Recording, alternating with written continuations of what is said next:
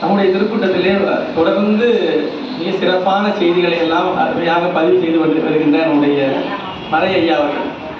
நாங்களாம் அவர் அப்படிதான் செல்லமாக மறை ஐயா தான் மிக சிறப்பான சொற்பொழிவாளர். அவர் ஆனால் பேச மாட்டாருன்னா சொன்னா நம்புவீங்களா நீங்க? இவ்வளவு நேரம் கேட்டிருப்பீங்க. அருமையான செய்திகள். நாரா ஐயா ஆடலிஸ் ஐயா அவர்கள் மற்றும் இவங்க அருளரசு ஐயா அவர்கள் அவங்களோட வழியில் அப்படியே அந்த செய்திகளை எல்லாம் பகிர்ந்து கொண்டே இருப்பார்கள். துளசி ராமநாத அடிகள் எப்படியெல்லாம் அந்த செய்திகளை நமக்கு எடுத்துரைத்தார்கள், அவர்களுக்கு அருளரசு ஐயா அவருக்கு எப்படி எடுத்துரைத்தார்கள், அதையெல்லாம் நமக்கு மிக விளக்கமாக பதிவுகளிலே பல இடங்களில் போட. எனக்கும் நிறைய பதிவுகள் அனுப்பும். ரொம்ப ஆய்வுக்குரிய பதிவு அதெல்லாம்.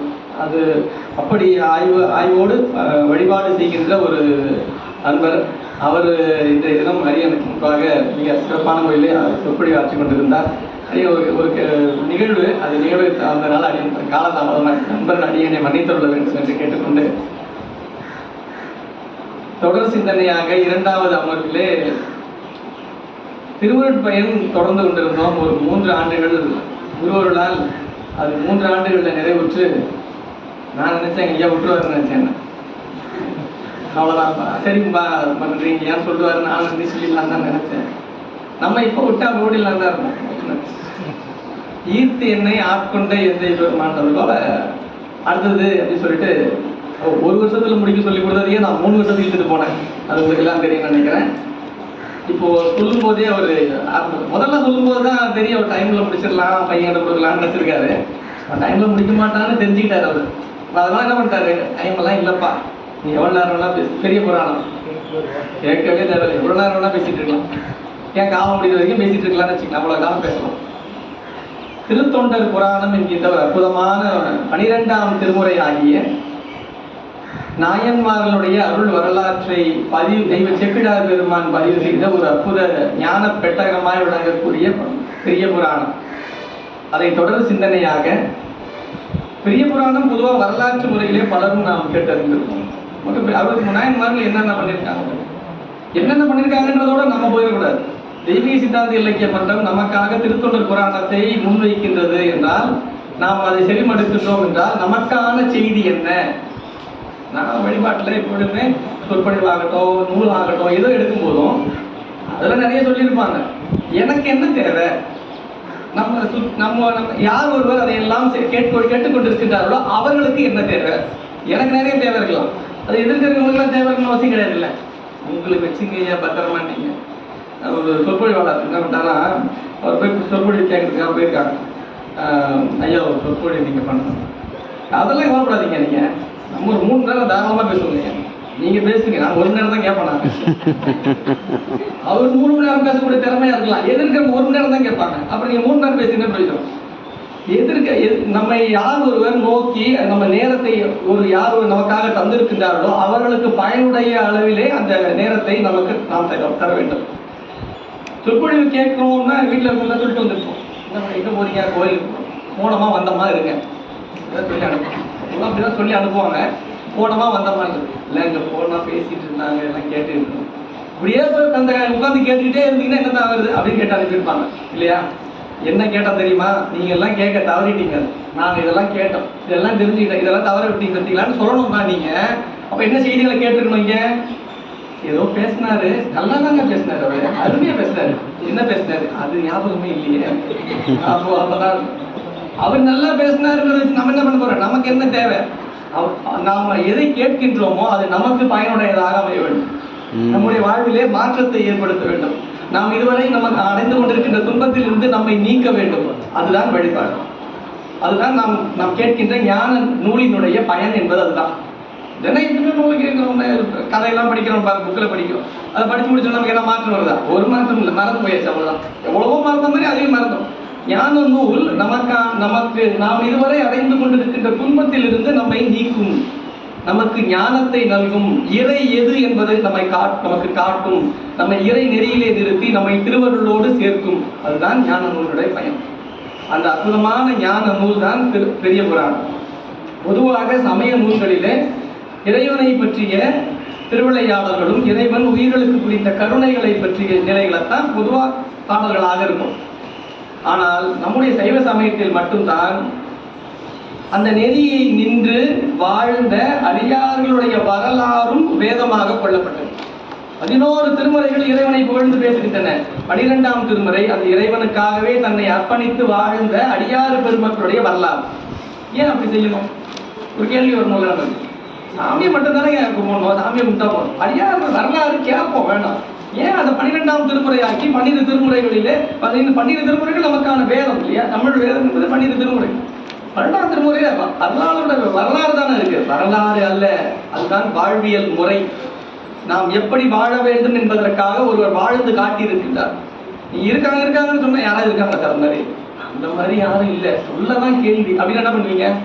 நாங்களும் கேட்டு போயிருக்கோம் சார். அந்த மாதிரி வாழ்ந்திருக்காங்க, அந்த மாதிரி அன்பர்கள் இருக்காங்க, வழியா இருக்காங்க. இப்போ ஐயா சொன்னார்ல, ஐயா இருந்தார், அவர் வழியில் இன்னொருத்தர் வந்தார், அவர் வழியில் இப்போ நாம வந்துட்டு இருக்கோம்.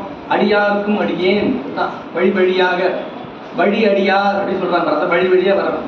இப்படி அடியார்கள் வாழ்ந்திருக்கின்றார்கள் என்று சொல்லும் பொழுதுதான் நாம் பின்பற்ற வேண்டும் என்கின்ற ஒரு முறைமை நமக்கு கிடைக்கும், ஒரு அளவுகோல் கிடைக்கும் இல்லையா? அதை நமக்கு கற்றுத் தருவதுதான் பெரிய புராணம். மற்ற சமயங்களில் இல்லாத மிக பெரும் ஒரு நெறி நம்மிடத்தில் இருப்பது அடியார்களை வழிபாடு செய்ய வேண்டும்.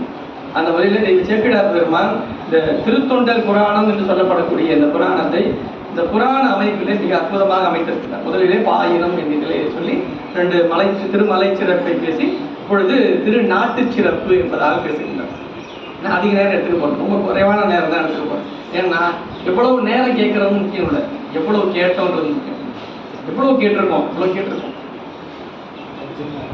நிறைய கேட்பதை விட நிறைவாக கேட்பது சால சிறந்தது. நிறைய கேட்பதை விட நிறைவாக கேட்பது சால சிறந்தது. நிறைவாக போதுங்க, நம்ம எதை போது சொல்லுவோம்? சாப்பாடு மட்டும்தான். போதுங்கய்யா அப்படின்றது அது மட்டும்தான். மற்றதெல்லாம் எதுவாக இருந்தாலும் 2 இருக்க அப்படின்னா 3ஆவதா இருக்கட்டும், 10 இருக்க 11ஆவதா இருக்கட்டும், 50 இருக்க 51ஆவதா இருக்கட்டும். நமக்கு எது வச்சிருக்காரு போதும்ன்றது சாப்பாடு தான். ஏன் அவ்வளவுதான் இருக்காது, அது அவ்வளவுதான். அதுக்கு மேல நீங்க ஒன்றும் பண்ண முடியாது. வாங்கி வச்சாலும் அதுக்கு அடுத்த வேலைக்கு நாங்காது. வச்சுக்கலாம் வச்சிருக்காரு. நாம் போதும் என்கின்ற நிறைவை நாம் பெற வேண்டும். அதுதான் நமக்கு அடியார் வரலாறு கற்றுத்தரும். இந்த நாட்டு சிறப்பு என்பதில், திருநாட்டு சிறப்பு என்பதில் மிக அருமையான செய்திகளை நமக்கு தருகின்றார் சேக்கிழார் பெருமான். காவிரி நதி வளம், நீர் வளத்தை பற்றி பேசுகின்றார். வயல் வளங்களை பற்றி இந்த பாடல்கள் இந்த பகுதியில் எடுத்து பேசுகிறார்.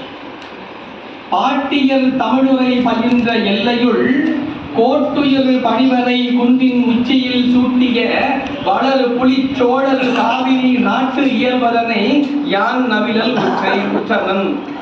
காவிரி நதியினுடைய சிறப்பை எடுத்து பேச இருக்கின்றேன்.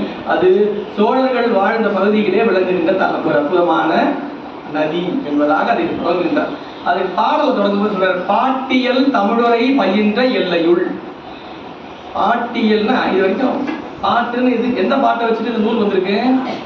திருத்தொண்ட தொகை பாடிய திருத்தொண்ட தொகை பாடிய நம்பி ஆரூரர் பாடிய இந்த பாட்டு தொகை இல்லையா, அதை உரைத்த நம்பி ஆரூரர் வாழ்ந்த பகுதி, அந்த பகுதியின் எல்லையுள் உள்ள கோட்டுயர் பணிவரை குந்தியின் உச்சியில் மேல் சூட்டிய வளர் புலி சோழர் காவிரி நாட்டு இயல்பதனை. சோழர்களால் ஆளப்பட்ட நாடு யார்? உத்தரமூர்த்தி நாயனார் திருத்தொண்ட தொகை அருளிச்சியில திருவாரூர். அதான் திருவாரூர் சோழ நாடு தானே, அந்த பகுதியை சொல்ல வர. திருவாரூர் பகுதியை சோழர்கள் ஆண்டார்கள்.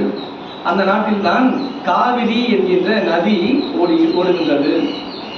காவிரி மிக அற்புதமாக தொடக்கம் எங்கேயோ இருக்கலாம், ஆனால் அது வளப்பம் பெறுவது பாய்கின்ற இடத்துல தான்.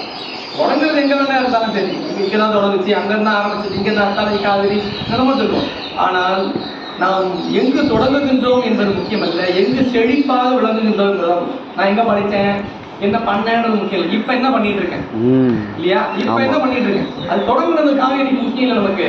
அது எந்த பகுதிகளில் பாய்ந்து அந்த பகுதிகளை வளமாக்கி கொண்டிருக்கின்றது என்பதை பார்க்க. சோழர் பகுதியிலே அந்த காவிரி இந்த நீர் நதி நீர் பாய்கிறது, அந்த இடத்தை வளப்பமாக ஆக்குகின்றது என்று பேசுகின்றார் முதல் பாடல். அந்த காவிரியினுடைய பண்புகளை பற்றி நான் சொல்ல இருக்கின்றேன் என்று தொடங்குகின்றார் அந்த பாடல்.